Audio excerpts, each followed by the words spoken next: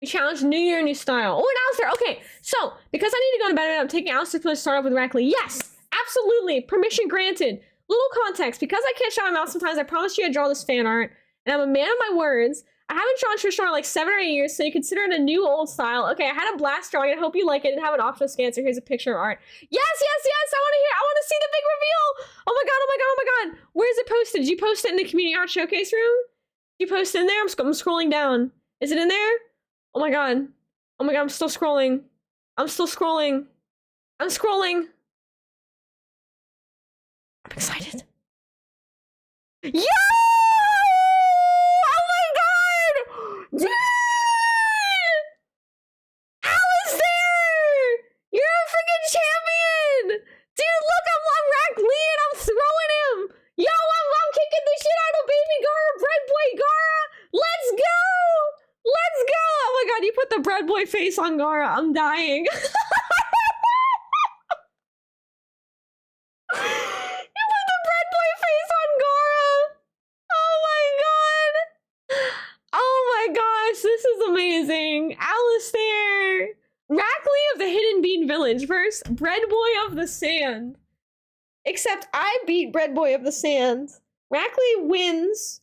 Rackley's the victor, and Bread Boy of the Sand freaking stops being a ninja because he's so embarrassed about how bad he got his butt kicked that he sucks. So there you go. Rackley's the best. Should have won. Hashtag Rackley for life, forever. Rackley wins. I can imagine you like Falcon Punch milliseconds before this pick was taken. Oh my god, I love this so much, dude. Oh, this is wonderful. This is amazing. Wow, you haven't drawn Trisha in like 7 or 8 years, dude? Really? You didn't draw in like 7 or 8 years? I'm slinging my shoulder. Oh my god, it's a little Shappy!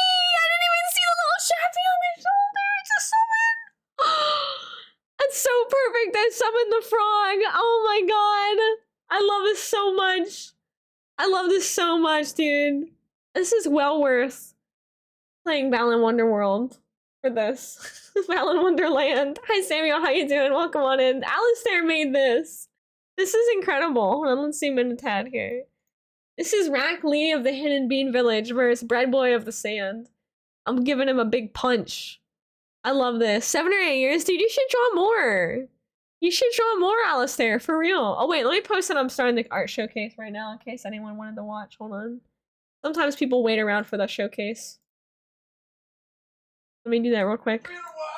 It's been a while since I drawn the thing. It's been a while. Hang on. I get these rolls. I don't know why I have so many rolls for art. That's okay though. Community art showcase is starting now. Team here. Freestyle. Alright, there we go. Oh, you want critique? Critique requested? Alright, let's get the critique up. Let's do it. Let's talk about it. Oh yeah, let me turn on my VOD music so that you guys who listen to this later have some music and not just my grating voice. There we go. Okay, let's talk about the critique of the piece. First off, you should definitely draw more than once every 7 or 8 years, because if you only draw once every 7 or 8 years, it's going to be a hard time to progress. It's going to be very slow progress. That being said, you have a really nice sense of like directional pencil control that I think is pretty exceptional in someone who hasn't drawn in 8 years. Like, you draw the pencil in the same direction here, you're pretty— oh my god, that's loud. Hold on. Turn down. The direction of the pencil is like pretty consistent, and you have really good pencil control. So that's like, you see that right here, like you see this, and you see this happening right here. That's what I'm talking about. Like it's a nice use of like, and you have a nice sense of like where the shading goes, right? You're pretty light on it. Like you're light in the shading, like you just have a little bit here, a little tiny bit here, you know? You could take that up a notch and start to block out the shapes, basically, of where you think the shadow would go. So like, if the light is coming from the top, which it looks like it's coming from the top, we would maybe even making this whole half of the head right here, like kind of blocked in with shading, would be what you want to do. Hello, welcome, Autism Kindness, welcome on in. How you doing? Hello, welcome on in. We're doing community art showcase. Welcome to the stream. Hello. Welcome. And this is Alistair's piece. This is my character as Rock Lee from Naruto. With a little shabby frog on my shoulders. Beating up Bread Boy of the Sand. Gara, Bread Boy. I know, it's a lot. Hello, friend. My name is Nick. I'm autistic and have ADHD. Nice to meet you, Nick. Hi, hello. I also have ADHD. Pleasure to have you here. Welcome on in, Nick. I hope you're having a wonderful weekend. Welcome, welcome. Yeah, this is awesome. Alistair, I think my best advice for you as far as critique is to draw more. I think you picked an incredibly dynamic pose to work from for someone who hasn't drawn something in 7 or 8 years. So I can tell that you put a lot of love and thought into this piece because you have like a super dynamic pose. You have a really good sense of like, this character's bigger here, this character's smaller in the back. You have like a nice kind of like Dutch angle happening with the ground being tilted at that angle. You know, we can add things like a shadow here underneath this character. I think one of the biggest things that stands out is the face on right here on the Rackley.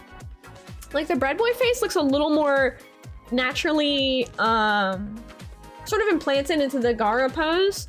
But the raccoon face here looks a little bit of a different angle because it looks like a little bit of a direct on angle. Whereas, you know, the body pose is sort of more like this is the shoulders, maybe the head might be pointed at a different angle here.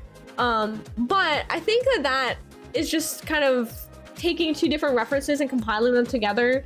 And sometimes like compiling two references together in such a dynamic and difficult posing, you know, poses some extra challenges. So I think what this would be, I think my critique would be that you need to draw more. Not as an insult. That sounds really bad shit. No, I mean you should draw more than once every 7 or 8 years because you really have a knack for it and you should keep going at it. I'm sorry. I didn't mean it like that. I didn't mean it like that. I'm dead. I didn't mean it like that, I swear to gosh. Oh my god, I've never seen that. Hi Sekta, how you doing? Yeah, the pose was hard. I kind of started with your head, which is the body after. Yeah, so it looks like, yeah, you drew the head here and then added the body on. But what I mean is that you have a good knack for, like, I can see that there's 2 or 3 different distinct reference images that you're referencing here.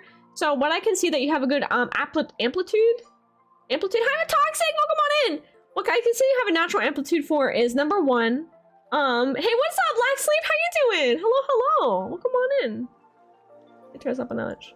You have a good sensibility of, yeah, need more, exactly. 1, you have a good sense of being able to draw what you see, which a lot of people struggle with really, really hard in the beginning. So you're already kind of past that hump. You're already taking reference images. Like, I can see this pose here. Like, you're able to reference the poses and where things go in relation to each other very well. And that's like a really difficult skill to get down. So you already have that going for you.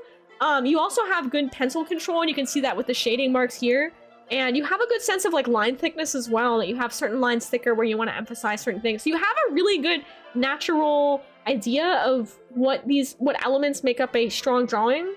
And I think what you need to do is push that more and draw more. That's what I'm saying. Not like, draw more. No. I'm saying that you already have a really good sense of things. So I think that you should apply these skills more often and create more art because this is very good. You have a really good sense of these fundamentals of 2D art. That's what I mean to say. Did that make more sense? I think that made more sense. Sky's criticism. Draw more. Alistair, I love this and I treasure this so much, and I'm gonna save it right now and I'm gonna add it to the showcase in the beginning. You know, little fan art thing that like goes through. Yeah, I already see things that I want to change. I'm becoming you. Good, good. If you're looking at this and you're seeing things that you want to change, that's a very positive sign, because that means that you understand what makes a piece stronger and better, and you are now thinking about, oh, I could do this, this, and this to change it, which means that you're gonna have an easier time progressing in your journey through visual art. Okay, that's what I mean. So if you look at a piece and you don't know what needs to be changed, then you got to take a step back and maybe some criticism will really help, right? And that kind of stuff. If you know what needs to be changed, what you need to do next is take another go at it and draw another picture and draw another picture and keep drawing, right? Draw more affectionate. Happy birthday, Rack. Happy birthday. Happy birthday, Cat, okay? Question mark? Yeah. Do things well. Oh, thank you! I love it so much. I treasure it so much, and I wish I could give you the biggest hug right now, Alistair. Someday, mark my words, Alistair. Someday I'm gonna give you a hug in person. I'm gonna give you the biggest freaking hug, dude. And we're gonna hang out. I'm gonna be so freaking happy. It's gonna be the best day of my life. Someday this is going to happen. I swear to you, it will be known. It will be known. And I'm very excited for that day. It's going to happen. You add the stream picture? Oh, yes! No, it's okay, Pumpkin. I'd be happy to help with critique if you're looking for that. Absolutely. Alistair, thank you once again. This is absolutely wonderful. I love this so much. This is wonderful. Amazing. Let's go. Let's keep moving on here. Let's see. Sooner than you think. Oh my god, I'm so freaking excited. Oh my god, if you hand this to me, I'm getting it framed, dude. I'm not even kidding. I'm getting this framed, I'm putting this on my wall. Dude, that would make me so happy. That would make me so freaking happy, dude. I love this so much. And I love you so much. You're just the best. You're the best ever, dude. Whenever you're around tomorrow, just pop me a message. I feel like sometimes I'm annoying because I always message you. I don't want to be annoying, Alistair, so whenever you're around, you want to hang out and talk and do computer stuff or just play Valheim or whatever, message me. Yeah, I'm not streaming tomorrow, so I'm just gonna be around. I'll probably working on stuff early, but I'll be up. At Otacon! At Otacon! I was considering it! I'm considering. Alright, next piece is from Psycho Manatee. Alright, Psycho Manatee says, been waiting forever for this prompt. Hold on, here's her first piece here. Okay. Alright, the first drawing is a good basis for what the visual style is. Okay. So this is Psycho Manatee's base. Okay, now I realize why I made these smaller, because these block the friggin' art. Hold on. There we go. Okay. So this is the base for the style. Okay. Out of all the people I said happy birthday to when it wasn't their birthday, you have taken the joke of the best. Wait, really? Oh, Kata, you're sweet. You're gonna fit in just fine here.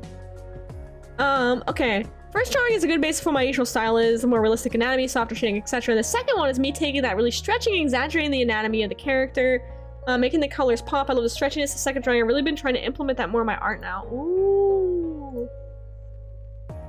Oh, I love this. Oh, I love this. I love this. Yeah. And you know what I think too, Manatee? I think this is a great example of how we can use proportion. We can stretch and squash proportion. Proportion. I can talk, I swear, guys. This is my first language is English. How we can stretch and squash, how we can exaggerate, and how we can use those just basic exaggerations to emphasize character traits and personality traits in a character and really bring them to life. So when you look at this picture, I mean, we can gather from the pose that the character is probably kind of cool, right? They're maybe a little bit too cool for school. You know, well-dressed. We can't gather too much about it though, like, other than that, you know, like, okay, it's like a lizard character, and they're pretty well-dressed, they're smoking a cigarette in an alleyway, you know? But then when we see this picture, I feel like the slenderness of the form, you know, the expression on the face, you know, I feel like a lot of these things really help us give us an even better picture of the character. Like, I feel like the character almost fits into like an old Wild Western sort of tale, like, you know, like they're about to like rob a bank or something, or pull off a heist, or they seem kind of sneaky, you know, maybe a little conniving, you know, maybe they seem a little bit, you know, unamused by things going on, like they're still got the too cool for you kind of attitude, but they almost seem a little bit like, I don't know, the slenderness makes me think that they could be like a thief or a bank robber or like a bandit or a highwayman or something cool like that. Like, that's a kind of cool backstory. Like, I definitely get like Wild West vibes with this. And I feel like when you look at these two, you're really seeing how we can really, yeah, like a jazz player too, exactly, like something really cool and engaging and interesting like that. You can really see how changing the proportion, exaggerating the anatomy really brings out character vibes. Western is the vibe. I think that this piece here has Western vibes. This piece here does not have Western vibes.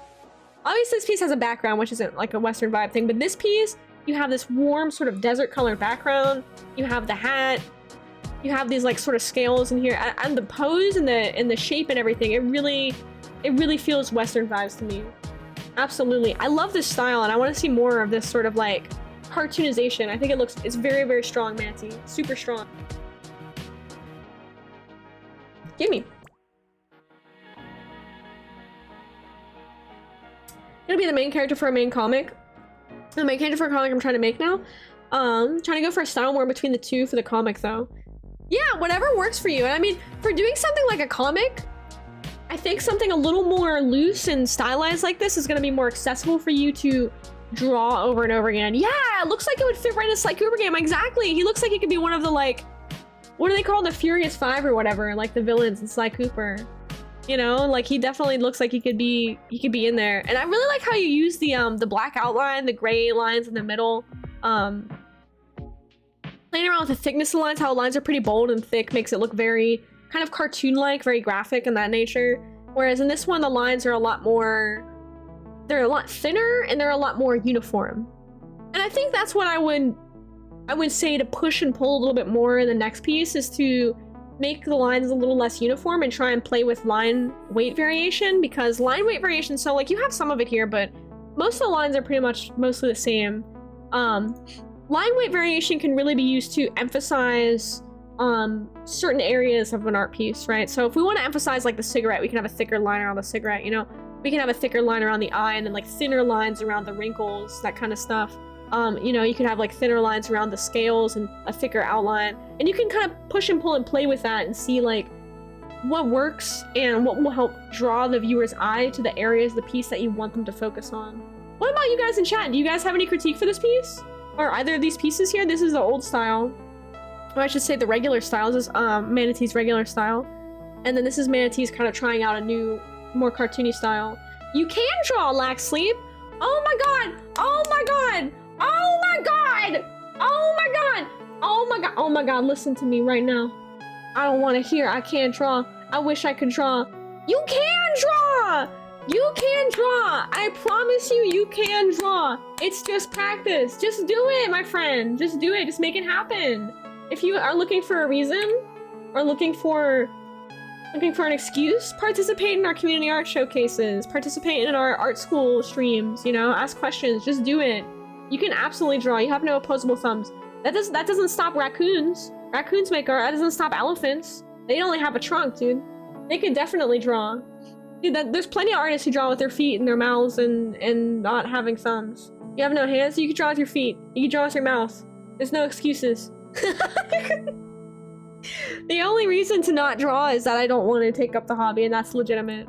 You have no body, you could draw. Ghost can draw. Dude, Ghost draw all the time, dude. Ghost draw all the time. Love the round eye shape of the Toonie style. Yeah, it draws attention. I agree. I love that as well, especially the expression. I really like that, yeah. Yeah, I can't draw at all. Don't make me post art here for people to critique, because I'll do it! Do it! Do it! Just do it! Just do it. Yeah, this is awesome, Manatee. I'd like to see these two. I want to see where you push the style in the future as well. It's awesome. Let's keep cruising. Alright, here's another one. Critique requested. Aerospec. This is from Aerospec here. Aero says, critique requested, I tried out a new style of eye and more sketchy line art, and this is my second finished drawing on my computer, so I'm still getting used to it. Okay, this is awesome for second finished drawing, and I really like the new style. I kind of like the sketchy line art. That's pretty cool. You know what I really like about this? I like how the nose kind of has this like outlined shadow area here. That's really interesting. I like that. Yeah, line variation. Yeah, so you're with me on the line variation on that one. Yep. And then I like this really dark area underneath the chin here. This is a really nice way, especially with like a humanoid face. I do this all the time. You guys see me do this all the time. I always do this. I have a little separation and I use the line color usually to like show the shading under the chin and onto the neck, and it's a great way to kind of have that head and neck sort of separated but attached at the same time. I also like how the artist used like a little bit of the line thickness here, and like kind of made this area and this eye's a little bit thicker, this is a little bit thicker. So I can see that I can't tell if the artist is using a mouse or a tablet. There's no way the artist is using a mouse for this. But it does look a little bit like... They don't have... Is the artist in this piece? Aerospec, are you here in the chat right now? I'd be curious to ask if your tablet settings are set up right. If it's on a tablet, because you don't have pressure sensitivity on. And you see every line starts and ends in the exact same uniform width, so it looks like no pressure sensitivity. But the artist said they drew this on their computer, so they're still getting used to it. You close entries? Thank you, Alistair! Thank you, thank you! Oh my god, you're just the best. I swear, I want to give you the biggest hug, dude. I appreciate you so much. You're so wonderful. You're such a wonderful friend. I don't even deserve you, dude. You're amazing. It looks fantastic for a switching tool. You'll see my piece I submitted in my first tablet, one of the very first drawings on there. Wait, Arm, this isn't yours, is it? No, this is Aerospec's. Hey, what's up, Cinnamon Bun? Nice to see you! Welcome on in! I do like how the artist is coloring in these lines here. They have darker lines that are similar color to the hair to show that. You could push that idea and have some more color lines in certain areas of the face as well.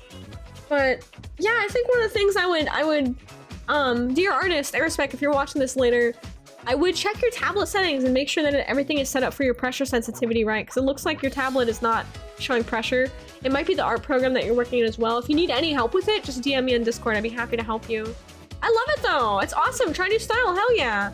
Yeah, we did close submissions just now, but I'm so sorry. But you should totally submit for the next week. We do them every 2 weeks now to give folks more time to submit and show their work. Okay, a shy. Womp is here. Just kind of want to see it talked about on stream. All right, critique requested. Okay, Wampus. A shy. Critique requested on this piece. Okay. Let's see. So we got a nice little 3/4 angle face. Got your nice little muzzle kind of thing here. You got the little chin area. Nice line variation. I like the line variation kind of thicker right here. Thinner in certain areas. It kind of looks like there's some inconsistency in the liner work that is a little strange. Like this ear looks a little bit odd to me. But these ones look a little more faster and intentional. In this area as well, this looks a little bit weak down here compared to how like confidently drawn this is. What is that?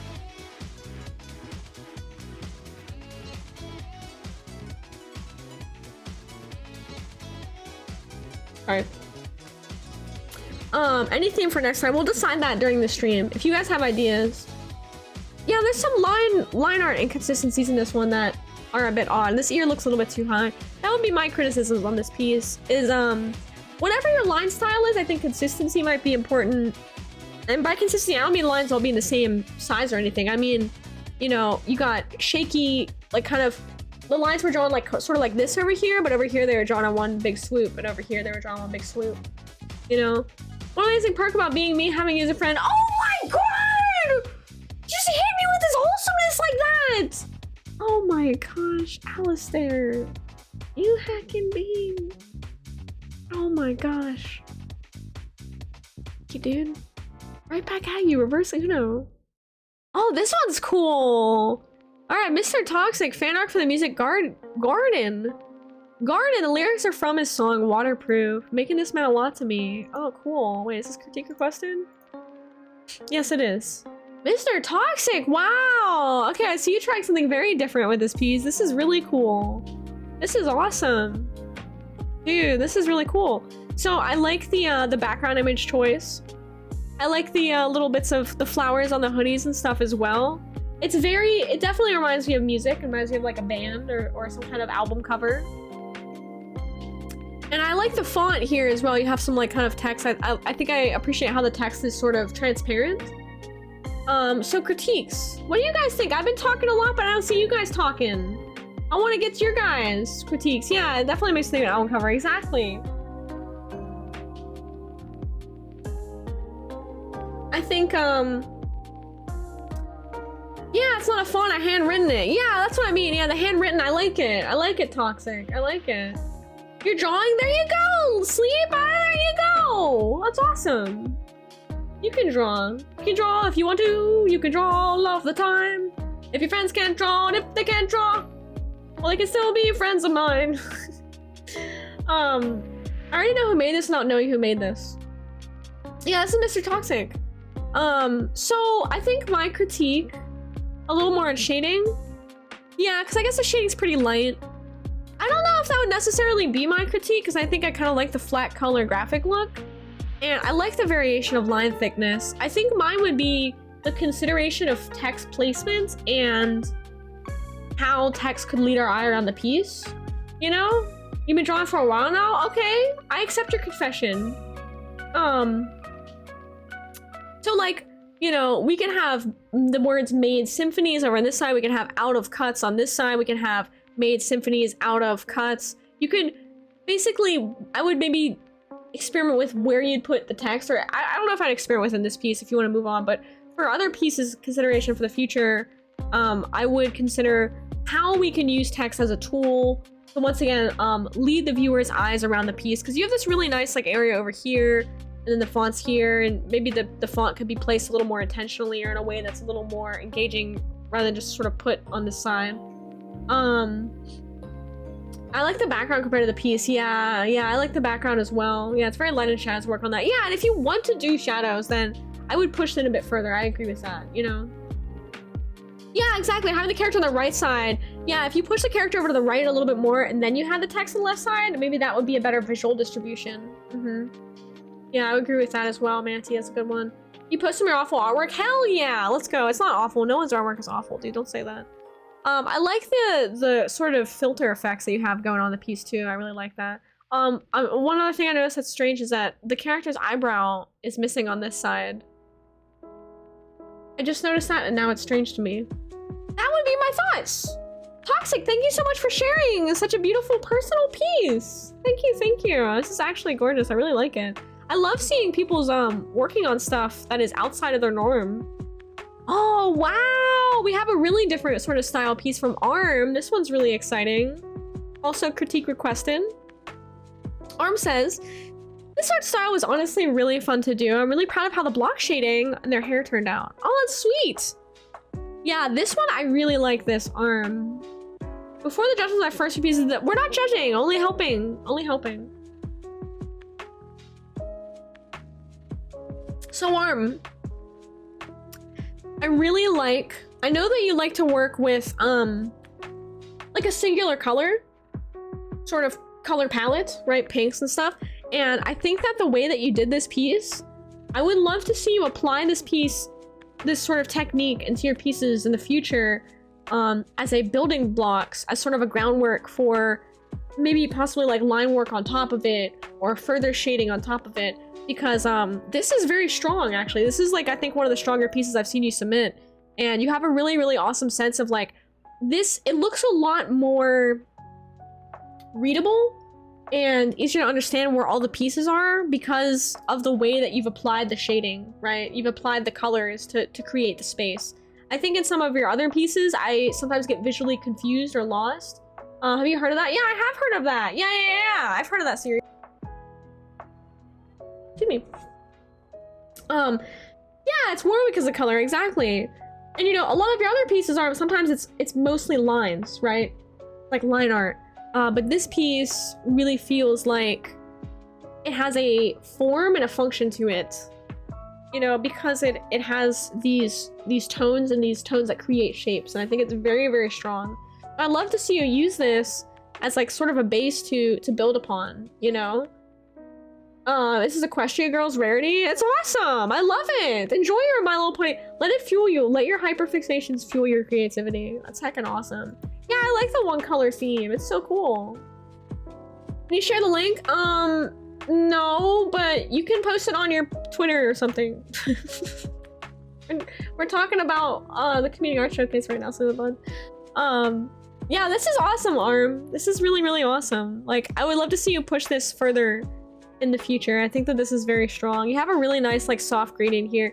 Give yourself a challenge to like because you're working with monocolors right now. Give yourself a challenge to do, let's say, a few monocolors. Let's say like a couple of maybe 2 or 3 colors, you know, and try and like kind of work from there. Like I think that if you built upon this piece too, and I think this piece is strong as is. Like I'm not saying it's not, and this piece is definitely strong as is. But if you use this sort of like tone work as a groundwork, a foundation for your art going in the future, I think that is a very, very strong direction to move in. It's very great. Arm, thank you so much for submitting. Thank you, thank you. Oh, I love these. Brett! It's time for Delaney's art. Is Delaney here? I want to show her art off. Is she here right now? Is Bretzel here? It's all good, Simba. No worries, no worries. Is the Delaney here? Is Brett here in the chat? I'm using Monopiece to help with shading. Yeah, this looks awesome. I love this. I love this. I want to see more art like this of yours. This is amazing. It's so good. Yeah, go hit him up. I want to talk about Delaney's art. This is so good. Dude. It's freaking amazing. Check out this grape. Check out this grape, dude. Wait. That's not a grape. That's like a blackberry. All right, let's see. We got a cat. Dude, the cat is friggin' rad. Definitely gives me Pete the Cat vibes. That's a compliment because I friggin' love Pete the Cat, dude. All right. We got a cat. Hey, wait, is that kimchi? Is that art of kimchi? All right, Brett's here. Okay, blackberry. Peach. Dude, the peach is the strongest piece, I think. Does Delaney want critique on these pieces? It says critique requested. Would she like critique? Is that cool? Before I dig into it, I want to make sure that like that's totally cool. Yes? Okay. Let me zoom in on this peach. I think the peach is definitely the strongest piece out of these three. I think the cat's very strong too. I would rank it as peach, cat, blackberry. And the reason is that both of the peach and the cat have strong graphic, kind of flat but graphic components where the sort of flatness and the very light shading works really well with this white outline, and it sort of accentuates the form and the shape of the drawing in a really intentional way, right? The intentionalness of it like works really, really well. And then I think this one, some of the lighter shading on the little forms here detracts from that sort of graphic form that the other ones. Yeah, you'd say, well, Delaney, Alistair says I should draw more. Yeah, it's only because we want to see more. It's only because we want to see more of your art. This is so amazing. You have such a cool style. I love how you draw the eyes. How the eyes are like smiling inside of the eye. Like, it just looks so good. Like, I love how you have these like angular shapes and forms that are mirrored throughout the entire piece. The peach piece is really, really, really strong. Like, I freaking think this peach piece could be like, these would be like freaking awesome t-shirts. How Delaney as like a side hustle, she should get into like designing t-shirts because these would be like the dopest t-shirts, dude. I want a t-shirt. I want a t-shirt of the peach on it. That would be so cool. Also, you know what else I want to talk about these pieces? Excuse me. Hey, what's up, Sky Panther? How you doing? Welcome on in. Welcome, welcome. The dad jokes intensify with the peach. Yeah, I love the peach. Yeah, I know. The tan paper. The choice of tan paper is very strong. I freaking love tan paper so much. Yeah, the white outline looks really good. You know what I was gonna say too is with these, Delaney has a really good sense of, I'm assuming these are colored pencils or like wax crayon, extremely good control of the medium of her choice for these pictures. Like, both the what should I say, the weight at which she's applying the pencil and the direction at which she's using the pencil is intentional, and it works out really, really well, and it complements the entire form of the piece. Like, right here you have like, okay, you have a little bit of darkness to see where the hand is shaded against the body. You know, you have the shading mark sort of circling around the eye to show that circle there. You know, you can see that this is like a heavy application of the yellow, but it still looks lighter because of how intentionally and well it's placed. Like, it's just a very, very strong piece and very strong like medium control. It's super good. And also I love this outline around here. I don't know if that's like paint or like more pencil, but it's really, really good. And it's super like uniform. Yeah, I'm feeling peachy. I know, I'm saying like these are just peachy. These are like really, really good. These are really, really awesome. I think right here too. What are you doing, Doopy? Are you playing with Bean? Yo, he's gonna scratch the shit out of you, dude. That's your fault. My spoon's too big vibes. I freaking love I love this peach too so much, dude. I'm serious, I want a shirt of this peach. Delaney, also, you should totally sell like prints of these. You could go to like an art festival and sell these. This is really, really great. I love this. I like his feet. I like his little feet. It's so cute. I like that a lot here. Get this paperclip out of here. What is this doing? Get this paperclip out of here. It's getting away the nice art. Oh, I like the little mouth too. I like the little eyes in this one. I like the shading on the leaves in this top one as well. I like that a lot. Take care, long sleeve. Take care, take care. Thank you. You too. Keep up the drawing. You got this. I also love this cat. I want to flip this the right way. I can't. But the cat, I freaking love how the legs are like wibbly wobbly and the tail straight up. I love this form. I love these eyes so much. And I actually love the way the face has sort of this like surreal, but like intentionally like stylized sort of like angle that's going on here. Like I said, it has like Pete the Cat vibes. I freaking love Pete the Cat, dude. I love these eyes so much. I'm trying to think of what I could tell you to add or what you could like work on. But really what I would say honestly for Delaney is I just want to see more of your work because I really love it so much. I want to see more of your work with more varied subject matter. I love these. I love the fruit series too. Keep going the fruit series. I like the fruit series. I really like it. I want to see some more fruits. I want to see some more fruits. I want to see some more veggies. Tell her I want to see more. Please, seriously. Tell her when she makes more art to post in the Discord. You can post it for her. I want to see it. I love it so much. She's very talented and nurture that talent because it's a beautiful thing. It's a gift. She's a pickle? Hell yeah. Post a pickle when it's done. Thank you so much for sharing. We love you, Delaney. You're awesome. You're very talented. Look, this is me holding my hands like I'm yelling across the world. This is me talking to Brett. Now this is me talking to Delaney. You're amazing. Mwah. I'm doing great, Sky Panther. How are you doing? Frogo says, try doing Minecraft pixel art. And this is not a critique. This is just a little showcase here. Let me make myself a little smaller so I don't take up all the space. Very cool. Got some cool colors. Wow, awesome pixel art. Freaking pixel art is so cool, dude. I love pixel art. I need to do more of it. I'm talking to Cup of Joe, and I think we're gonna do a collab, and I'm gonna do some pixel art on stream. That'll be so cool. Dirk Swain is the next one. Ooh, this one's cool. Do me. Dirk Swain says, try some VR photography. Ooh. That's different. Hang on, let's zoom out here. Wow, that's cool. VR photography. Wow, VR is certainly a whole nother world, isn't it? Interesting. Oh, wow, I like this world. Look at that, that's so cool. Look at that. You got the character in the middle here. You got the background. I like the background. The background's really cool. I like that. Very cool. Oh, I like this one. This one's nice. I like how the wings sort of like lead your eye around here, and then you got this nice little like river in the middle. Whoa, this VR is just wild. Yeah, I know, we're talking. Joe mentioned it. I'm like, dude, I'm so down. I gotta like poke him and message him about it, and we gotta solidify the ideas because I would freaking love that. That would be so cool, dude. That would be so awesome. These are really interesting. Man, VR is so cool. I just don't even understand it. Who's Joe? Cup of Joe. Cup of Joe. Like, what the heck? Cup of Joe, the most amazing, awesomest pixel artist ever on Twitch. Cup of Joe. Dima! Wait, Dima posted these now. This is the same world, I think. In VR chat, except he's got a little Halo guy. That's so funny, same world. That's awesome. Alright, let's see. What are these dogs doing? They're running around. Hold on a second. Did they eat their food? Now they're running. I gotta separate them. 1 second, guys. Hold on.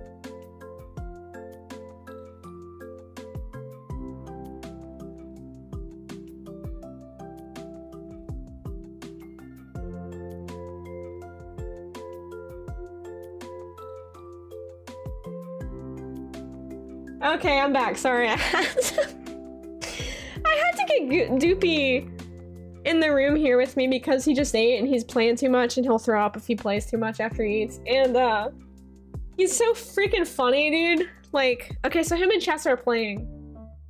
And Chessa does this thing where they play tug, but she just drags him along the floor. And so I'm trying to call him and he's not listening to me. He's laying his back. And so I grab his 2 front paws and I just start like pulling him and he just lays, he just lumps. And he's like wagging his tail. I'm like dragging him. I'm like, come on, Doopy.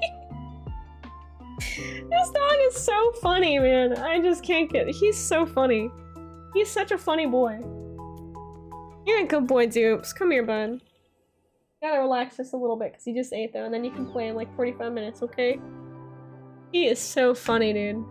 Right, you gotta meet this dog. You get a kick out of him. He's a Brett dog for sure. You'd like him. Okay. Zalexion has one. Let's see. Not entirely sure this qualifies, since I'm pretty sure it started a bit before the 8th. Let's see. Hold on, let me make sure I can show this on Twitch here. What is going on in this piece? I can show this one. This is a ref sheet. This is an extremely complicated ref sheet. Holy crap. This is so much in this ref sheet. Whoa, it's my first time making a ref sheet for my personal characters. Okay, they're originally gonna be 1 sheet, but I figured out what halfway I was gonna losing cohesiveness and opting to separate them into 2 sheets. Okay. That's a lot of info in this ref sheet. Oh my, I don't think I've ever seen a more comprehensive ref sheet. I see, so we got this one is this. Oh yeah, the other one's fun to show too. This is bird. Okay. Mask. You got both sides, the front and the back view here. Hi Kim! Hello, nice to see you! Thank you for being here. How you doing? Zalexion did not want critique on this, so I'm not gonna critique it. I'm just gonna showcase both these ref sheets. You put a lot of work into these, and that's awesome, Zalexion. That's heckin' awesome. It looks like these took a really long time. This definitely looks like it took a while, this ref sheet here. Doopy, you're funny, dude. You're a funny dog. I've never seen a dog do that. I've never seen a dog that you can just like kind of pull across the carpet. Critique is fine. I didn't know what I needed to indicate when posting. Oh, okay, cool. I just want to make sure because I never want to give critique unless asked. Okay, cool. So we'll put critique up. So I think like when I critique ref sheets, when I talk about ref sheets, like I've talked about a little bit before about like what you feel migrating going on. No problem. Take care, Manatee. Thank you for hanging out. Thank you for sharing your work as well. Have a wonderful night. Thanks for hanging. I talk about like what information do we need in a ref sheet, what we not need. Sometimes like less information is more in a ref. Now these are definitely very complex characters. Why is there a mango to mango cross section? I'm so confused by that. So as an artist, I would be a little confused about where to look to reference this if I was drawing this. I would probably like look at this section. Now keep in mind, like this is advice for everyone in the chat who's an artist and you're making ref sheets. If you hand a ref sheet to another artist, what we do is we usually put it up on our top screen and we might only have a portion of it visible. So basically I would try to make sure that everything that you need to put in a ref sheet is in one kind of section, right? So like simplify, like front, back, and then maybe like, you know, accessories or headshots or whatnot, you know what I mean? Oh, it was of Quill feeding Glower a mango. Oh, that's cute. Like right here, you have pretty much most of what you need to draw the character. That shows the markings underneath, and then you have the front and the back view. Like right here, this is it right here, you know?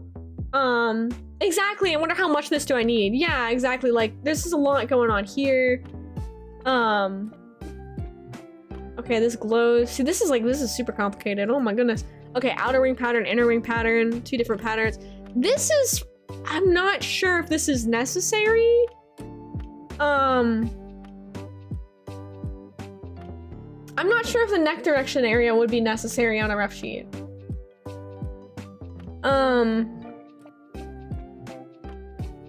I see, I guess it's to tell someone that the character, even though they're based on an owl, the character can't swivel his neck. But what you could do to simplify that is just put a little sentence that says character cannot swivel neck like an owl. You know? Over here, size reference. That's fine. You want to show size, especially if the character, if this is like their mouth or something. Yeah, you might want to have size reference as well. Hey, what's up, Moo? How you doing? The Sippy Rack has beheaded griffins. I'm a savage. Oh, dupers. Hold on a second, guys.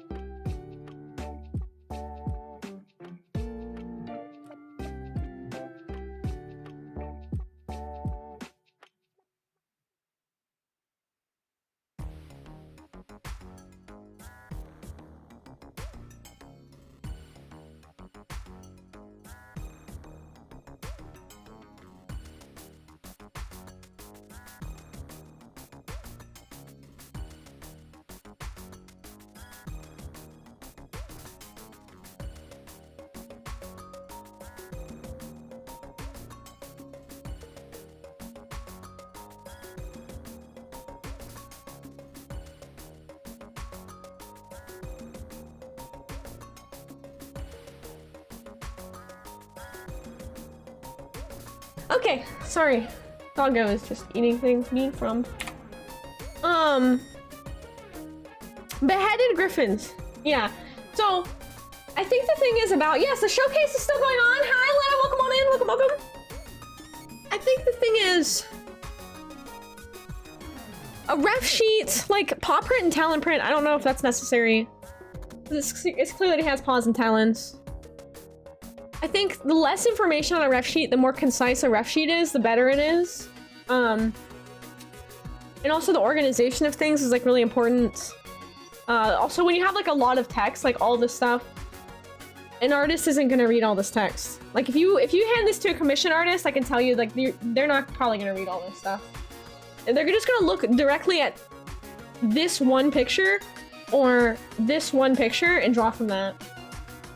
So artists are visual people. And like I don't know, not all, I'm obviously not speaking for all artists, but I'm speaking for like maybe myself too, is that like from my perspective as an artist, like if I see like a lot of text like this, like I'm like, oh, a lot going on there. I'm just gonna look at the picture and draw the picture from there, you know? So I'm of the mindset that I think sometimes in ref sheets, less is more. Character design wise, I love the character design. The character design is awesome. I don't know what the critique of the character design, but yeah, these are really cool. But yes. I think it is good to have some things like this. Like we have the front face view. This is really good to have, especially when you have these complex markings, because you want the people drawing your character to get the markings right, especially if you want them to be particular, you want them to be correct. So that is very helpful to have that, and things like the wing view as well. Like this view is very helpful right here, to show the wing markings. That would be my critiques, Alexian. I hope that is helpful. I hope that's helpful. That'll be my critique. Question mark. Like, well, this cape is pretty intense too. I would be a little intimidated to draw this character, I'm not gonna lie. I mean, I already drew them once, but it was a little bit of a sketch, I think. I would see if I was drawing the character, I would probably go for like maybe this, This is not too complicated. But like this is pretty complicated. I don't know if I could draw this effectively. I don't know if I would draw the cape because there's a lot of pattern going on, and I would be afraid that I'd mess it up. And like this character is very complicated too. It's pretty complex, Not that there's anything wrong with it being complex, because there's nothing wrong with it being complex. It's a little intimidating from an artist's perspective when I get handed a character that's super complex markings. And I'm always worrying if I'm drawing things the wrong way, and sometimes I like just see things a little differently, Yeah. A lot of work went in this though. It's heckin' awesome, Lexion. Heckin' amazing. Let's see, 2 sheets. I mean, if you wanted to simplify into 1 sheet selection, you probably could just have like 1 character and then have the griffin on the side as the mount. Maybe, It depends, exactly. It's what you want though in a ref sheet. It's how complex you want it to be. Let me see here. Next one is by Axel Artist. Critique if you want, not really new style, but finish this one. Was hoping If there's any improvement from the last critique. Okay, cool. A VR avatar thing. That's true. If you are designing something like a VR avatar, then or like a fursuit, then you definitely need something to be a little more complex. You definitely have to be. You have to be super boom. Like you have to show all the markings in the cloak and stuff. Yeah, absolutely, Alexiad. I'm here to help. I'm here to help. I hope it was helpful. And thank you so much for sharing with us. Thank you. Thank you. Let's see. This one's by Axel Artist. Okay, not really a new style, but looks awesome. Very cool. It's time for Hypercrime. Very neat. Axel says, I know the shading is still a bit blended, but I was hoping it was still more solid than last time. Okay. It was more of a challenge to see if I can get these very different color palettes to look good together. Yes, you did very, very good with the color palettes. I think the blue and the purple and the yellow all ping off of each other very well. What is Hypercrime? I don't know what Hypercrime is. I love it looks like handwritten text or font or something. It looks really cool. I also like how it doesn't have anti-aliasing here. I think that's actually a really cool look. I like it. Oh, Doopy, what are you doing, bud? You're Morbin. Post-food Morbin. I do think it is a lot clearer. Yes, I think the separation of colors and spaces, Axel, you definitely succeeded in pushing that further because everything looks a lot more visual, like a lot more easy to understand the different areas and the sections of the art.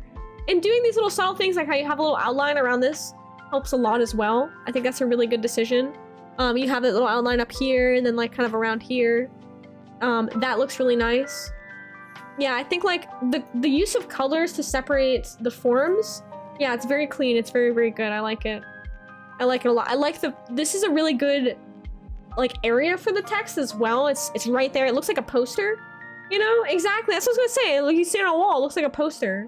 Yeah, very, very strong piece, Axel. Very, very strong. Axel, this is awesome. This is super awesome. Good work. Good work, good work. I love to see it. Yeah, that looks really awesome. Oh, this next one's awesome.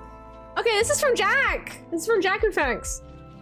This is also critique requested. Collab with Jumer, who's kind enough to put his pictures in this gallery I drew. Very cool. 1-point perspective in watercolors. Let's go! Look at this progress and learning. I love to see it. I learned a lot about watercolors with this.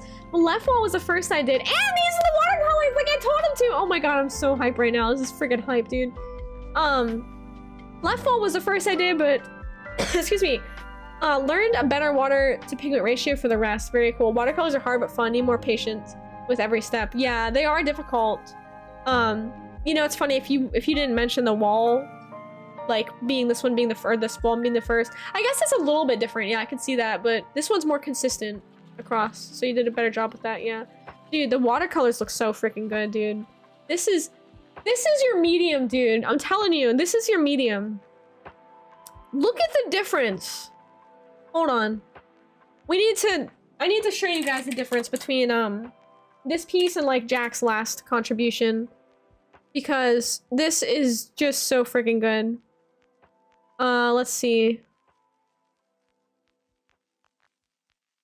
Why is this not working, dude? Hold on. User.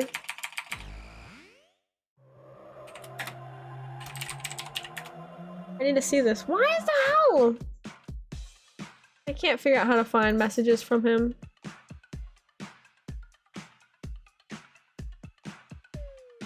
What the heck? Dude, I hate Discord sometimes. Anyway, I'm trying to show you the last picture that Jack submitted, but I can't because I can't freaking find it, dude. Because Discord's being a big bogus baloney head. Hey, what's up, Trigger Beast? How you doing? Hello, hello, welcome on in. Trying to find it. Everything's from Carlbot logging. Can't find it. Anyway, my point is that this looks incredible. Doopy, leave the cat alone. This looks incredible. The watercolors look freaking incredible. Don't bite my hand. And you absolutely smashed this 1-point perspective, dude. You smashed this out of the park. And you are getting so good at drawing and depicting environments and what you're seeing. And I really think that you have a super, super strong hidden strength in drawing environments, because you did this in the beginning with the room piece inside the room where you showed like all the stuff in there.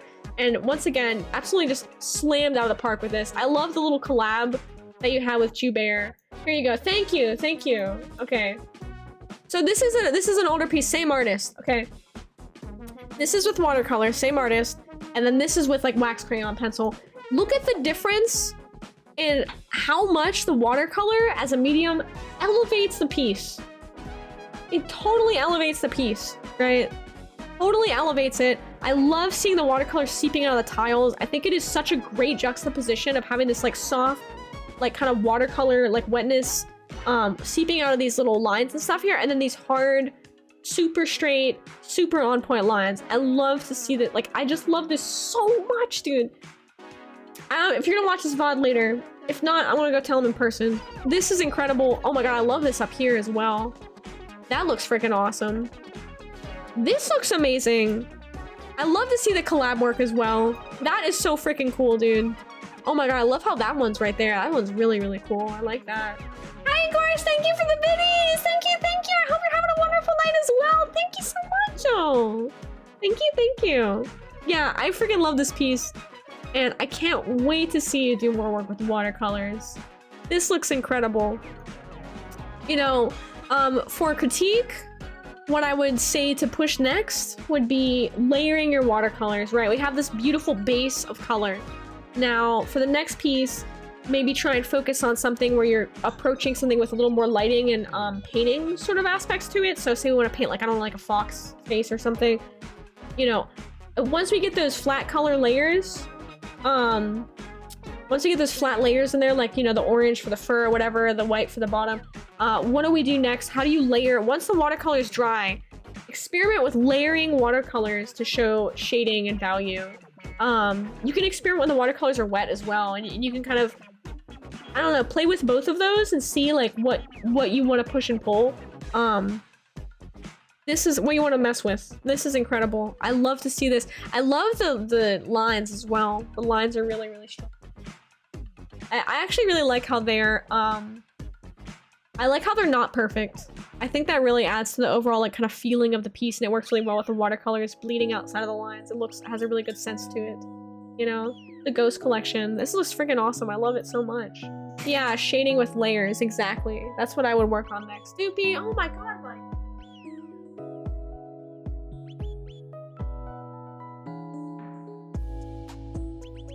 A mess tonight.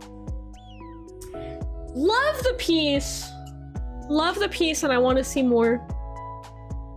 I want to see more. Love to see it. Absolutely awesome. All right, Joubert's next. Oh my god, these are so freaking good, dude. I'm so ready for this. All right, so Joubert does photography, and these turned out amazing, dude. These look so good. All right, Joubert says critique requested. Did some portraits. Not used to things where others are actively involved in the photo taking process or even shot in like this, which is awesome. I know the sepia because you're pushing yourself to work outside of your comfort zone where you're now working with subjects of your photos and you're directing as well, which is awesome. Everyone is killing it tonight. I know, right, Beam? Joubert says, I've wanted to do portraits for a little bit and I've finally taken the time to do them. I'm the happiest with the one with both models, but I know that if I didn't stop doing little tweaks and touch-ups, I would never get around to sharing them. Dude, yeah, absolutely. Jack! Oh my god, dude, we just went over your piece. I just started Joubert's. Dude, hold on, this is an old one to show in comparison. Dude, the watercolors are the freaking key, dude. This is elevating your work 200%. This is like fast-tracking your art XP, man. I love this piece.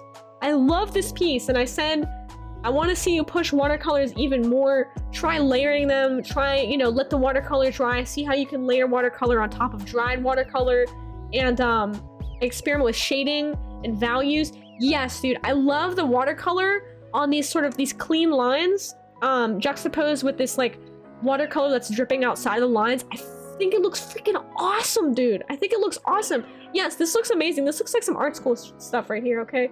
Almost said shit. This looks like some art school stuff, dude. You're getting into art school territory, Jack. This is awesome. This is like, this is really, really good. You absolutely nailed the perspective. Looks incredible. This is double XP boost, man. I want to see more. I want to see more. Yeah, if you want to scroll back in the recording, you can see me talking about your piece a little more in depth. Dude, get out, Doopy. What are you doing, homie? Come here. Come here. Come here. Get out from back there. Don't sit back there. Also, speaking of double XP gaining, Jewbear, this is awesome. This is really cool. Okay, so we have this one with both models. This one with one model. This is so cool. Dude, I'm just psyched to see your art journey growing. Like, you were getting, it is so cool to watch. It is so cool. I'm so proud of you. This one is so freaking cool too. I really like this one as well. These are awesome. These are really, really cool. So, first off, Jewbear, and Pumpkin says, I like the gentleman pose on the right. Yeah, that pose is a very classic pose in that time period, especially with the hat. Yes. I think this one definitely feels the most authentic and strong in that. I think for sure, you know? This one feels maybe more modern because of the posing, I think. And this one also feels... This one feels like it could be pretty authentic too at the posing. I've seen this kind of posing as well. That one was the least you were happy with, really? This one feels very authentic as far as an old picture. So tell us a little bit in the chat. Hey, what's up, Jazz? How you doing? Tell us a little bit in the chat about, like, Doopy, what are you doing, dude? What exactly, sorry, what era were you going with? No, the one with the older model. This one here? I could see that. This one has a little bit more toned down. I think because this one, the framing might be a little off. Like, his head is a little bit too high up. I think on the canvas, he's starting to kind of disappear up here. Maybe that would be some of that. I also see the color balance is a bit different compared to this one. This one has a lot more lighter lights. This one has a lot more toned down, but I think this one, it being less contrasted, I think helps it feel a little more authentic. What era are you going for? Like, what's the year? What's the year you're going for with photography? Like, what, like 1800s photography? These are really, really good. Okay, so this is interesting. These are the unedited photos, and you can see. Oh, your dad and a friend from work for being so chill. That's so awesome. Okay, so this is an unedited photo. Wow, what a difference. Hold on a second. We gotta see this next to the edited version. So here's the edited version, and here's the unedited version. Wow. That's impressive. Now, I have one question. Is this sort of outline area, is this hand drawn in? It looks a little like it might be hand drawn in. 1800s photograph portraits and things like that. Okay. Let me see this one too. I like these. Yeah, it does look hand done. That's interesting. Hippie, here, eat the shoe, bro, and chill. Oh, homie, stop morbing out, dude. You're having a tantrum. No, don't bite my sock. Don't bite my foot. Stop biting my foot. Doopy, no. Oh, this one's interesting too, the unedited version of this, because you have so much light coming in from the background here. That's really interesting. So, what kind of equipment are you working with? Will be my question too. I honestly, you know, Bear, I think your photography is at the level where I think you can warrant getting some, like, lighting equipment and like some better shooting equipment for your hobby, because I think that you're really talented photographer, and you have a really great eye for things, and you're obviously like really trying to push yourself outside of your comfort zone and working with these. This is just so good. Like, if I were to search like 1800s photography, like some of these here.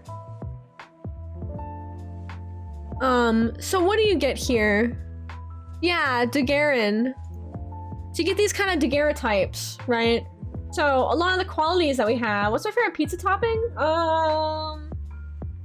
Probably like a vegetable.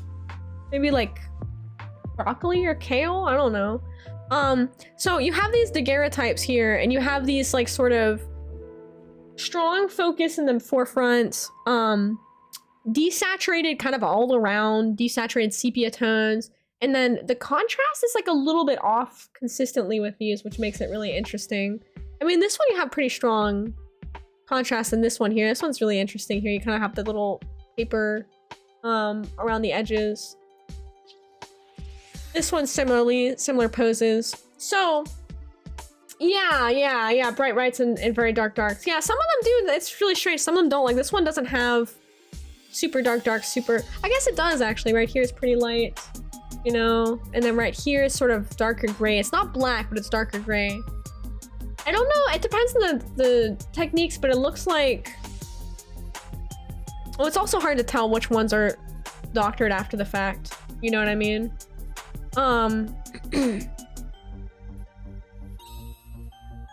Family photo here. Yeah, this one has pretty bright lights around here, pretty dark darks. That's true. So like you got all these like sort of portraits, these daguerreotypes, and this type of stuff. Oh my god, sorry, I'm losing my. I'm so sorry, guys. I'm losing my voice. So like when I'm looking at.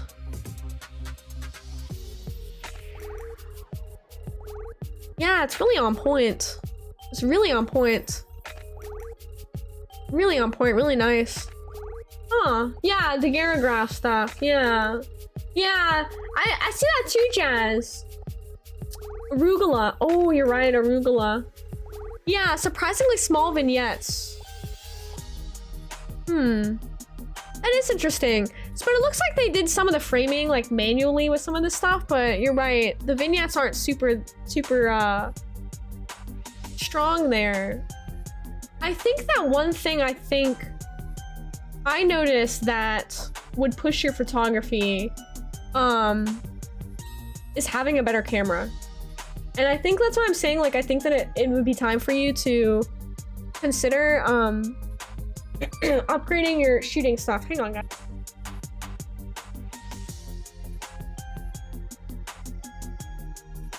Okay. Old photography I find fascinating. No one will ever know the identity of the first human ever photographed. Yeah, it's true. It's interesting. Because you can see that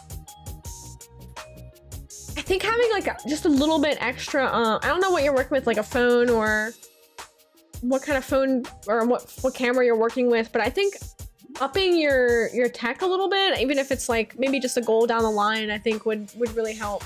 Just your phone. I mean, that's something to consider maybe next time you trade in your phone too, is the camera and what you're working with on that. Because I know a lot of the newer iPhones have like really, really nice cameras. My phone has such a shit camera, but a lot of the new ones have like really, really good cameras. I actually really like this one too. I think in this one, maybe these scratch marks, maybe... Actually, I kind of like it though, because it does look like an old photograph. This one you have like more light scratch marks. Yeah, a cheap CCD camera for $50 to $100. Yeah, you know what I'd love to see you try, Bear, and I don't know, this is kind of, it's not as super accessible as, I think you'd really love darkroom film photography. I don't know where you'd even begin as an adult who's not in a photography program to practice that, but if you ever were able to, and if you found like a photography like classes or something near you that did film stuff, I think that you would really, really love it. I could definitely see you like getting really into the process of like developing your film and all of the processes that go into that. Makes it very personal. Yeah, blackroom and development. Yeah, search in your area and see if they have like dark rooms. You can make that closet a dark room. You could set up a dark room in your house. You absolutely could. I mean, people back in the day in the 1800s worked with way less to develop photos. You definitely can. You can buy the chemicals online and stuff. You just have to look up how to do it. Which obviously it makes it easier to do it if you're in a class or some kind of classroom setting. You could also see if there's like a local college near you that like would allow you to kind of like, if you could just kind of like low-key slip in and like use the darkroom. I don't know if I'd totally recommend that because you might get yelled at and like kicked out, but sometimes you gotta be inventive for these things. Overall, I just want to say, Bear, absolutely incredible work. It's always a joy to see your photography, and these pieces are it's so awesome to see you work on portraiture. I think these are absolutely incredible. Actually, the more I look at this one, the more I like it. It has a very consistent vignette. It has good like bright brights and dark darks, has good contrast. This one, yeah, maybe I do. This one has a really ghostly quality to it. You know, it'd be cool. You know, a college nearby that has a dark room. Hey, you know, fun story. when I was in high school, there was a college nearby that did figure drawing classes, and I just went to them and slipped in, and no one noticed that I wasn't a student. And I just went to the figure drawing classes there. Sometimes you can just kind of get away with it. Sometimes you can't, but it's maybe worth just kind of sneaking around and asking. Maybe if you notice a professor there or the adjunct, and just ask them like, hey, do you guys like rent out times for your darkroom? Or, you know, you could even ask like, do they have classes like where you could just take the, you know, a photography course? And sometimes they have classes for like non-college students and that type of stuff that's a little more accessible for people. Community college is another good place to look for resources like that. Freaking awesome, Bear. I freaking love seeing your work, and I want to see more, and I'm really, really hyped to see more of your work next week, or 2 weeks from now. I mean, what are you doing? Alright, Ducksters is next. Yeah, you can get anywhere if you're holding a ladder, my dad. See, your dad knows what's up. Sometimes we gotta think outside the box. We gotta be a little like ingenious with how we go about learning new things and getting into new hobbies, you know? That's just how it is. I gotta turn this music down a smidge. Okay. And Doopy just closed the door. This is fine. I'll just leave the door closed. Ducksterns, critique requested. Very different piece. Oh, wow. Oh my god. Whoa, that's so cool. I started doing these neat little doodle pages in an extra notebook I have, and I've been having a lot of fun with them. I actually really like how all the color is outside of where the character's drawn. Dude, you closed the door, Doopy. Close, Doopy. Doopy, you closed the door, dude. Oh, I didn't do that. You did that. It's the consequence of your actions, dude. You closed the door on yourself. Wait, is Poop Rat not working today? Was Poop Rat never working today? Monkey! Wait, no, Monkey's working. Poop Rat's working. I must have just like phased it out of my head. Yeah, I like how the color is everywhere but the art character themselves is really cool. I love the consistency and the direction of the shading is really, really neat. I love the expression of the face as well. Oh my gosh. I also really like this little milk carton in the corner. You guys can see a little milk carton down there. I don't know, it's like really well drawn for some reason. I really like that milk carton. That looks so good. Let's see. Having a lot of fun with them. I'm not sure what to critique on this piece. It's a doodle page. So like maybe I want to see more work. I want to see more, maybe some more like various poses. If you're focusing on expressions, you know, a multitude of expressions is helpful. If you're only drawing faces, challenge yourself to draw full bodies poses, you know. Hey, Dux is here! The artist is here! Hey! How's it going? It's printed on the notebook? Wait, really? That's awesome! That's so funny! The funny thing is, like, the other day I talked to my mom. Excuse me.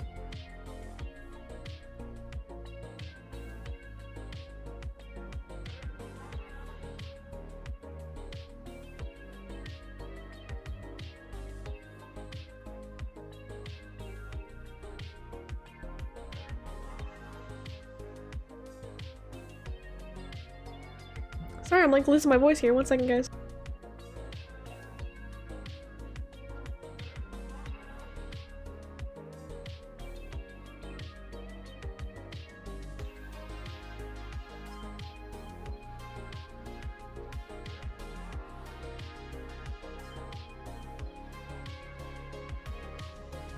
Okay.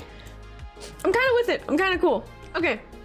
Boop, boop, boop, boop, boop, boop, boop. Let's get through these before I completely lose my voice here, which is really quickly happening.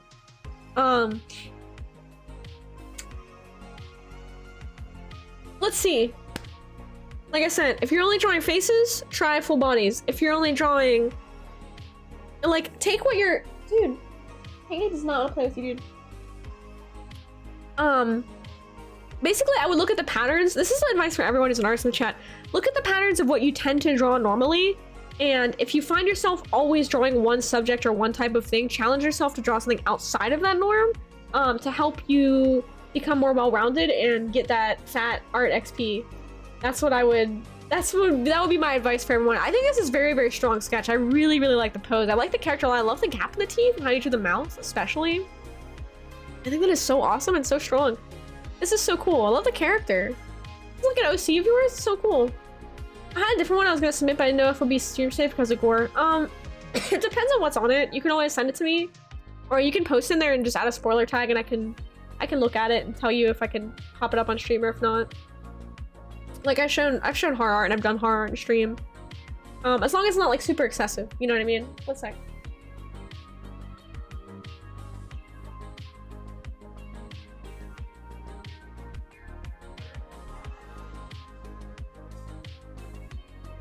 Okay, sorry, no, if you're... So not just by drawing, what I mean is like your typical subjects of what you're doing, right? If you're a photographer, what are you typically gravitating towards shooting, you know?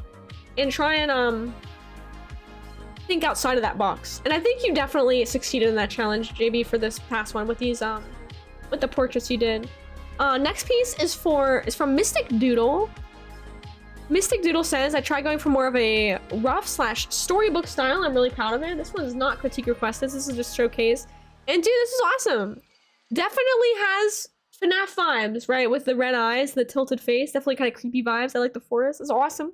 Very cool. Oh, I really like these little bit how the lines are drawn up there to show that. That's so cool. Hey, what's up, Onochito? Welcome on in. How you doing today? Yeah, the detail work of the teeth. I know. I really like that one on the teeth there. Yeah. This looks really cool. Oh, you want critique on yours? Okay, let's see.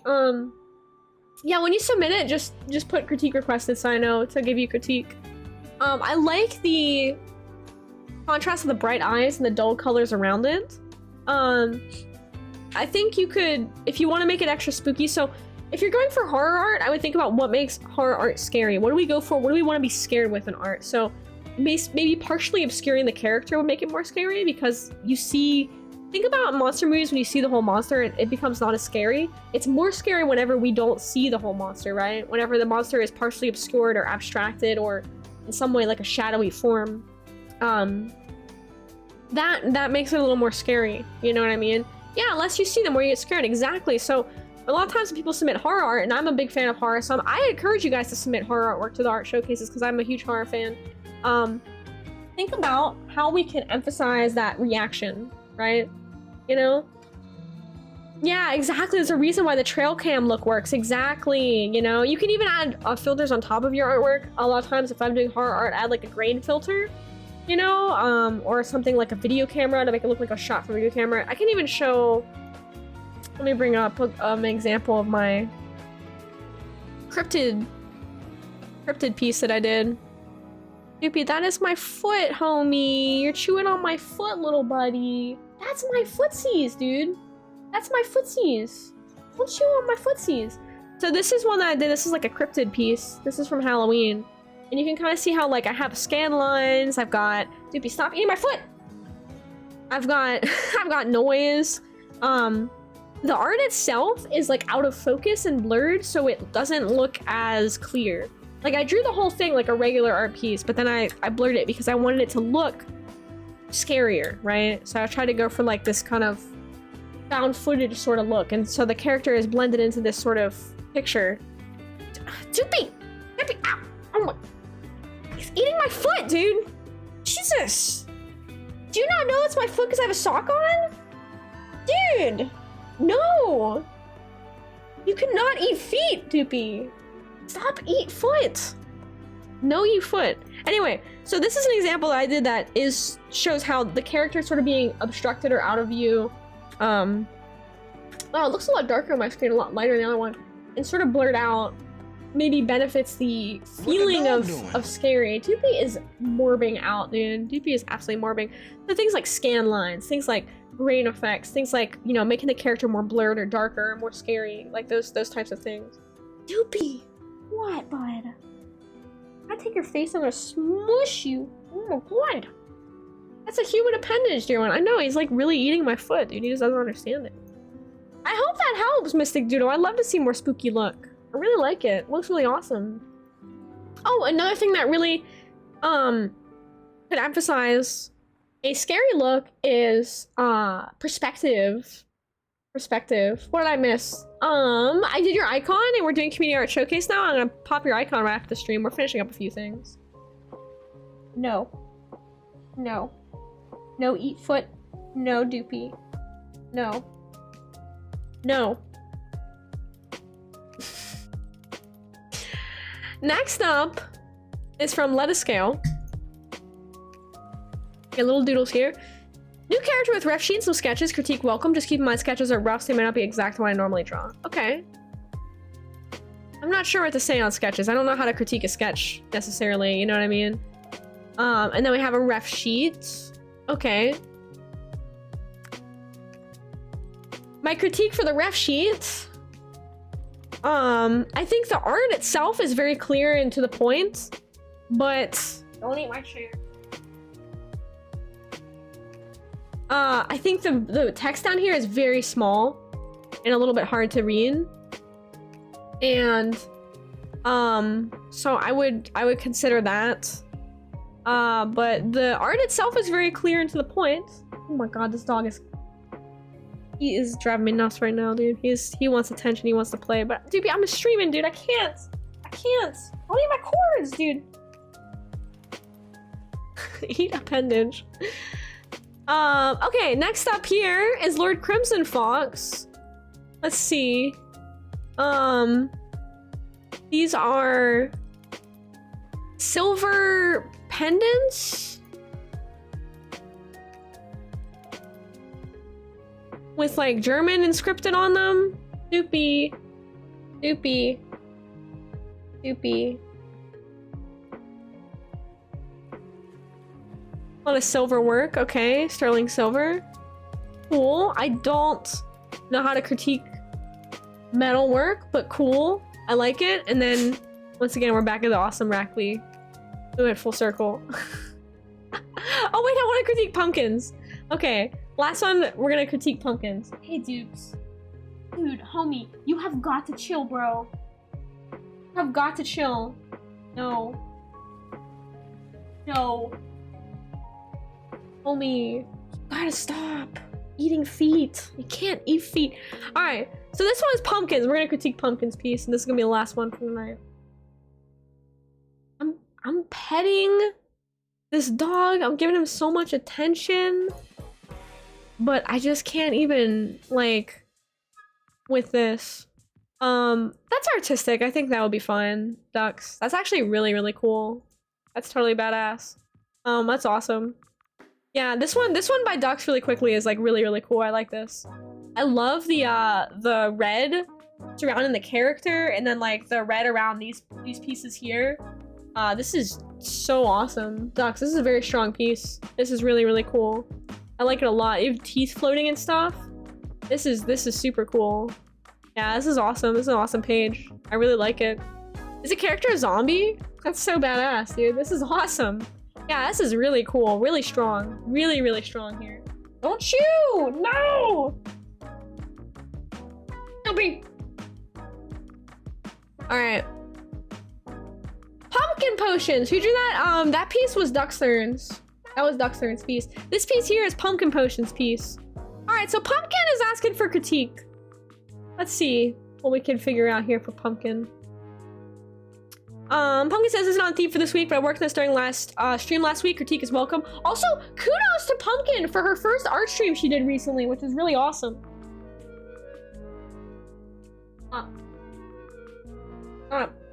Doopy, the shoe's right here, dude. Look. You bored of this? You bored of that? I just got that for you. I just bought you a brand new toy to eat. Look at you. There you go, dude. There you go. No, not my foot! Critique is welcome. I want to practice weird hang angles and also the flow directions of clothing. Okay, awesome. So let's talk about both of these things first. First off, I think you did a really great job with the direction of the clothing, because you could see here. Yeah, I love the style. Yeah, this is really cool. This is really, really awesome. Like this is, you can see how the clothing bunches up at the sleeve here. And this is an example I think that Pumpkin did a really good job with, is like showing the bunching of the clothing without being overly detailed, by still making something that's like kind of cartoony and fits the reference material very well, but also like understanding how the clothes fit on the form. Like you can see the clothes sort of like falling up off the body slightly here. And this is also where I think simplicity is really important when you're doing something like kind of a cartoony style like this. Oh, excuse me. It doesn't need to be super in-depth. You're gonna get yourself all tangled up, dude. It it doesn't need to be super detailed, you know?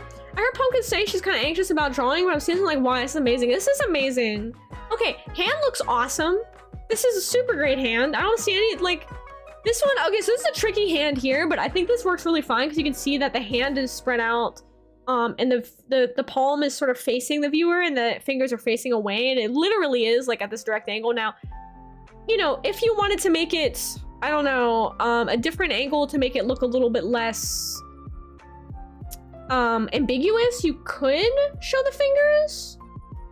You know, you could try to have them like maybe shown a little bit. You can maybe see a little bit of the finger like right here in the back. You get the most wonderful critiques. Really, Inky? Thank you. That means a lot. I really appreciate that, actually. Thank you very much for saying that. Thank you. Yeah, this is a great action pose as well. You can definitely see there's like a line of action here, like going through the body right here and coming out this thing, out of this foot. I think that where my critique would lie would be this leg maybe connects in a little bit of a strange way. And I think where I'm seeing this is that, so that's a hand you'll struggle with. Yeah, exactly. It's really hard to visualize that hand. So what I would, so if you find yourself drawing something and you are stuck, hey, I'm at this part with this hand or foot or whatever, insert whatever body area here, it's really hard to draw.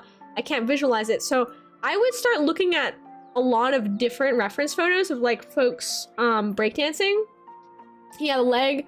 Oh, you're right, didn't even notice that. It doesn't connect properly with the hip bone. Yeah, and so, you know, what I'm seeing with the leg here is that, so think about how the color makes this shape, right? And we have the color, we have the lines here making the shape. So you have this entire shape, and this sort of shape feels a little overly connected to this leg in the way that it is formed. You know, maybe I would draw a little bit of the leg coming in visual, like showing right here. You could even take this line from this leg and thicken it around here to separate it a little more from the other leg, or add a little bit of shading to separate it too. That would also help visually separate that back leg. You'll often see me do a trick when I do two characters where the back leg, the leg that is away from the viewer, I will add a little bit of like just total like black it out, or I will completely like shade it, like drop it down in value so you can see that it's the leg that's supposed to be away from the viewer. Sometimes that's a nice little trick that helps separate things a little bit visually, but yeah, I think just like popping this a little bit more like that would really help. Yeah, you can use your own hand, exactly. Yeah, sorry, assuming you have hand, and everyone does that. That's absolutely valid and legit, but yes, absolutely. You can look in a mirror and use yourself as a reference too. You can, I would look at a lot of different reference photos for poses, like action poses like this. Like, I mean, if I was drawing this action pose, I would be following a reference pretty heavily, because it's a really complicated pose, you know? Wow, I love how you did the face. You absolutely nailed the face. And you are starting to really do this really cool thing where you're varying the line width, and I really like that as well. And that works really well. You can see the lines are like a little bit thinner here, a little bit thicker here on the hat. It just like, it adds so much life and like visual, I don't know, like visual like feedback for your eyeballs. And I really like to see that kind of like varied line width. I think that this hand up here is really strong. And you did that really good. You have a really good, this like kind of classic cartoony style, you know, where the animators used to do like a straight line and then like a little bit of a curve, straight line and a curve, straight line and a curve. And you have this good sense of that. And I think like practicing that and practicing that sort of technique with different hand gestures and movements, even having, if you want to practice your hands, Pumpkin, take this technique they used to draw this hand and apply it to do a whole practice page of hands. That would be like my like kind of sort of homework assignment that I would give you, is like try a whole practice page of different hands in that sort of cartoony style, because I think the style is very strong. And once you get that down, it becomes so much easier. So when you draw something over and over, like in repetition, what you do is you build up like your kind of visual library of like your, like, I've drawn furry faces so many times, basically. I just know how to draw them. I only have to think when I draw them, basically, now, because it just automatically happens. But that only comes with a lot of practice. And that's why I encourage folks to have a lot of practice with a lot of different things like hands, feet. Gesture drawings are great for this type of thing. You know, practice is super, super, super important. Also, I love the feet. You did a great job with the feet here as well. Blind furry face drawing stream when? What do you mean? Like me like looking away and then drawing without seeing? Well, I don't mean like by blind. I mean just like I don't think about it when I draw something that I've drawn so many times. Right? I don't put any thought into it. It automatically just comes out because I've drawn it so many times. I've drawn it hundreds of thousands of times, right? You know what I mean? So I'm used to it. But whenever I have to draw something that I'm not as familiar with, then I have to stop and think about, okay, where does this go? Where does that go? You know what I mean? That's what I'm saying with that, you know? What else do you think, Pumpkin, that you want to work on next? Or do you find that there's an area that you want to, where you're struggling with? And with that on Toon Faces, yeah, that's probably why Wacko's face looks that way. A lot of repetition. Exactly. The repetition will lead you to easily be able to replicate things time and time again. You know what I mean? And then areas where you're not as familiar with, like, for example, the pose here, you know, might be a bit of a hang up. I think one other thing is, like, maybe the way the fabric falls right here. Hi, Simon! Nice to see you! Hello! Welcome on in! Welcome! How you doing? We're doing community art showcase and group critique. How you doing? By the way, Simon is an incredible artist. I don't know if you guys know Simon. They're absolutely incredible. Please, go check Simon out. Simon freaking rocks, dude. What's up, Simon? How you doing today? It's so nice to see you. How are you? How's everything going? So you see how you did the fabric build up here? And this looks very strong. And then this looks very strong right here because it shows the bunching, right? It shows the bunching here. And then you have the bunching right here at the this area and this kind of fabric falling off. This looks very strong right here, this little bunch part here. The bunchy mark is super strong in drawing cartoons, you know? Yeah, this looks like it falls with fabric, exactly. So I think it would be more of like an open... Doopy! I think it would be more like an open cuff. You know what I mean? Sorry, he's morbing out. Yeah, so think about, even if you're drawing a 2D cartoon, like right here, you thought about this as a 3-dimensional object, how the cuff wraps around in a 3-dimensional way. So apply the same logic to something like right here. Example, yeah, absolutely. Here, let me pull this into Psy. Oh, sorry for the jump scare. And let me show you. All right. Doopy! Why? Sorry.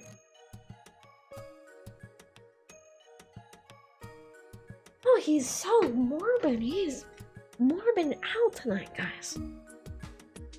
Yeah, I learned visually too. Oh no, my foster dog puppy is just, he's just morbid out. He's stuck in the office with me because I don't want him running around playing all crazy because he just ate a little bit ago. And so he's kind of having a temper tantrum in here. Bothering the cat. He wants to play with her. She doesn't want anything to do with it. All right, so let me give you a little example here. It's okay to draw over this. So here's what I would do. Leg here. And then Jean. All right. Line work on top. You know, leg stops here. Okay.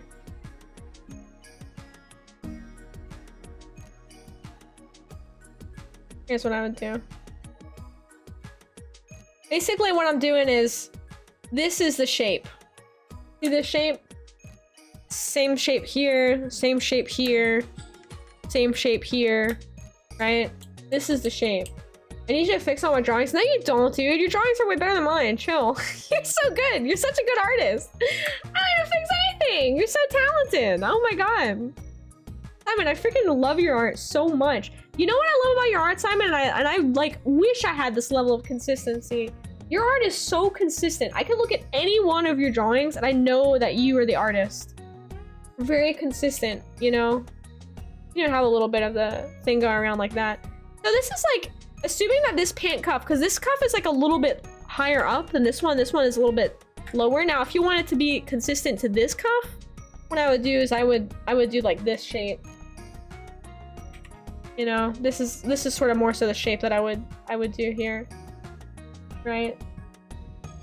If it wanted to look like that one, yeah, more of an open bell, exactly. But it looks like if you did the open bell thing, it definitely looks like it's cut a little different than the other pant leg, and I wasn't sure if that's your intention. If it's not, then I would go with just like another sort of look like that. And then, you know, this area right here, you know, like where would this connect? Maybe like a little bit more like this. And then down here you have sort of this color here. And now this is what I'm talking about, where you can kind of like darken something to show that it's like the opposite, or the other leg. Get like a little bit of a darker color. You know, add that in there. Bada bing, bada boom. A thicker line to separate the leg here. And now we have this sort of darker color here, and it sort of shows that this leg's in the background. Hey Zippy, nice to watch and listen to your critiques. Oh, thank you, Zippy. Thank you so much for the bits. I really appreciate your support. Thank you, thank you. Thank you very, very much. So cool little trick that I do, Pumpkin. It's because of giant sparkly eyes. It's because of literally giant sparkly everything. Your art is so beautiful. Of course, I'm glad. That's what I want. I want to be super helpful. A little trick that I do, and like I will show you. I do this on literally all my drawings, dude. I do this on like everything. All right, so check this out.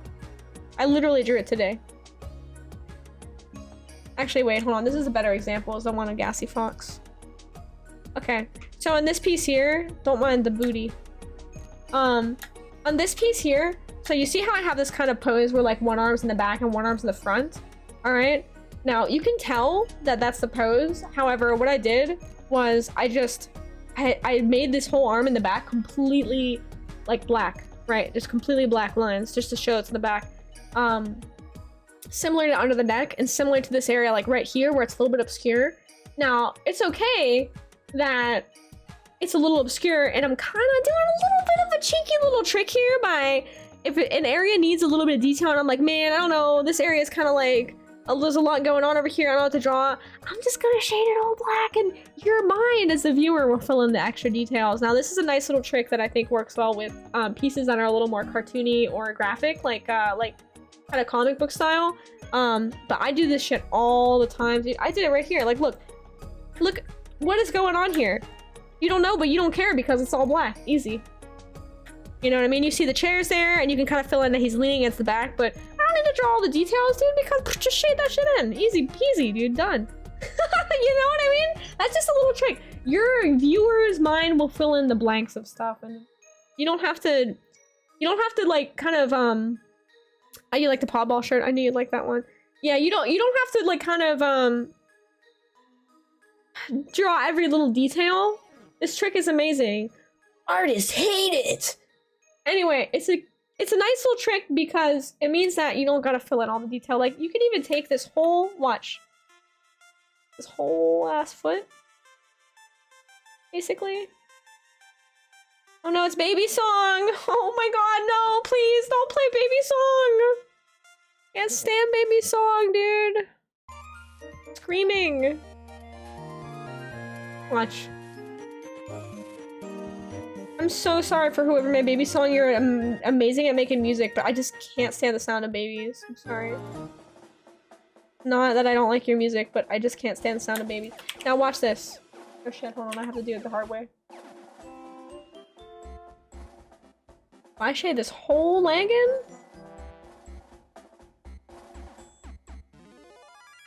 Still looks like a leg, doesn't it? Even though it's all completely blacked out, still looks like a leg. Because your mind right now is still seeing leg. Shading a little bit of dark and stuff there, you know? And this is just if you wanted to do this. You don't have to do this, but I'm showing you this trick because sometimes it's a nice cheeky little trick to kind of avoid drawing details. Like, it just shows you, I'm just doing this as an example to show how much of something you can actually just completely black out and your mind still fills in the blank. It still looks like a leg. You know? Anyway. There you go. Also, Wacko is a cartoon who really keeps hat down at all times. But it could be falling further down his head because it's so loose. Oh, does he have that? Yeah, he definitely does. Ah, he's got these little ear holes, so maybe the ear holes hold his hat in. This is the favorite part of this piece right here. This is the strongest part.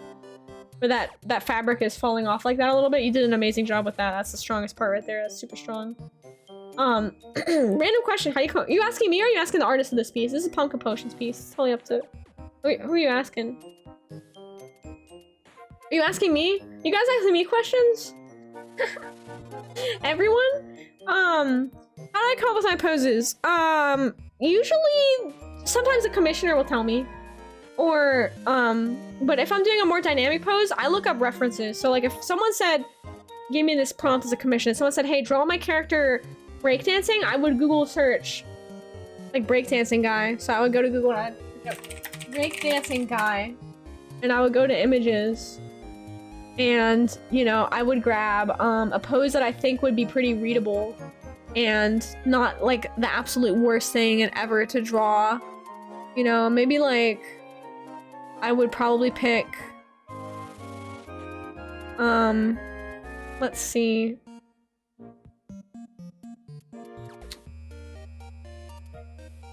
This one's pretty cool. So I would pick like this one. Breakdancing guy, right?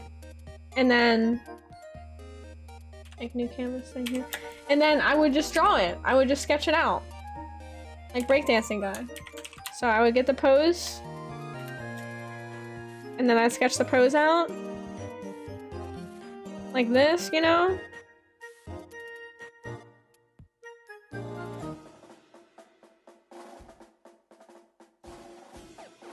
Sketch it out really nice and loose.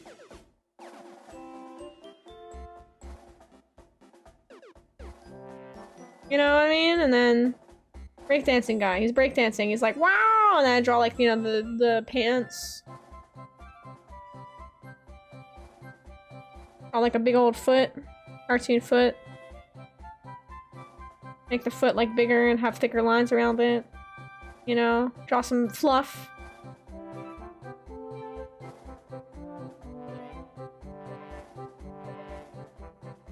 But yeah, that's how I'd pick my pose. I would look it up first, right? Breakdancing guy. Groovin'! Bulby bun! And then I would maybe draw like some lines, you know? I would draw like a tail kind of flying around. Maybe draw some like action lines or something. I don't know, dude. Looks like he's tooting. Yeah, gesture drawings. I tell everyone to do gesture drawings. Look at a skateboard post this. Original was holding up a ramp, a skate ramp. Yeah, I know. That looks awesome. It definitely looks like a breakdancing pose. It could be a skateboard pose, yeah. But yeah, I would practice a lot of different things. So, I would practice a lot of different poses, and I think honestly, Pumpkin, I think biggest thing, number one, you drew this live, so that's freaking awesome that you drew this live on stream. Number two, you picked an extremely dynamic and engaging pose, which is what do you call it? It's a lot. It's hard. You picked like a 3-star pose, not like a 1-star pose. You know what I mean? Hi, what's up, Crimson Fox? Nice to see you. How you doing? Hello, hello. How's it going? Brave AF. Exactly. Add flares to the pants. Yeah, you could add like chains. You know, like chain wallet. You know, you could add like giant earrings. You know, like whatever, dude. Like freaking. Add like a pentagram on the shirt, you know? You could add eyeliner. I'm making it really a lot worse now. This is not good critique. Gesture drawing, and this is what I can show you here. Pumpkin. So every other Sunday, we do our art school stream. And this one here, this is the page on gesture drawing. So I was encouraging people to work on your gesture sketches, and this is the homework that nobody ever does, but I'm telling you guys, listen to me. If you want to get good at art fast, do this exercise, gesture sketches. Ask Simon Red. Simon knows, because Simon's also an artist, alright? Ask anyone in chat who does art for their living, alright? And they will tell you. 25 minutes a day. 4 30-second sketches is easy. And then do 3 different 1-minute sketches. Set a timer for each of these. Pick a pose, set a timer. Alright, 2 5-minute sketches and 1 10-minute sketch. Alright, and if you want a bonus one, do a 20-minute sketch. Boom. Alright, you can use quickposes.com to find poses. This is all these little pages that I drew, by the way. Yes. All of them are in the Discord. All these are in the Discord. In the art section, they're in the art school channel. I have all of these set up for you guys to view. It's in art school. It's right underneath community art showcase. I put it right underneath there. So if you scroll up, I have a little lessons on depth of field. I covered metallics, fur and hair techniques. Yeah, daily, not every 7 to 8 years. Alistair! Line width. We talked about foreshortening, different ear types, planes and foreshortening, snoots and things, hands. All of these are there for you guys. All of these. Yes, line of action. Yes, that's another good reference site. Yes. Yes. Line of action. That's another good one.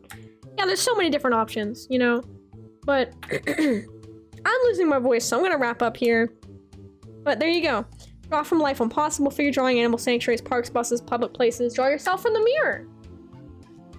There you go. There's Doopy. Someone adopt this dog.